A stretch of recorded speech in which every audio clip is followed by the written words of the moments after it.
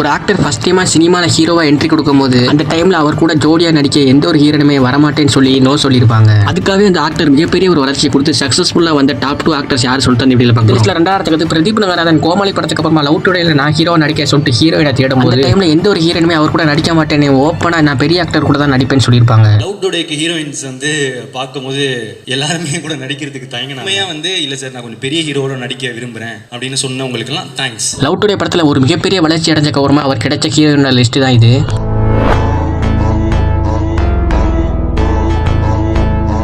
நம்ம ரோட்ல இருக்குது காமெடினா மட்டும் இருந்த ஆக்டர் சூரிய ஹீரோவா என்ட்ரி கொடுக்கும்போது அவர் கூட எந்த ஒரு ஹீரோனுமே நடிக்க மாட்டேன்னு ஓப்பனா சொல்லியிருப்பாங்க. இப்போ அவர் ஒரு மிகப்பெரிய வளர்ச்சியை கொடுத்திருந்தாலுமே மாமன் படத்துல ஹீரோயினா நடிச்ச ஐஸ்வர்யா லட்சுமி கிட்ட நிறைய பேர் இவர் கூட நீங்க ஹீரோயினா நடிக்க ஓகேவான்னு கேட்டிருப்பாங்க.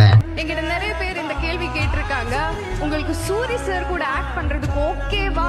அதுக்கு ஐஸ்வர்யா லட்சுமி சூரிய பத்தி என்ன மாதிரி ஒரு விஷயத்தை சொல்லிப்பா சொல்லிட்டு நீங்களே பாருங்க.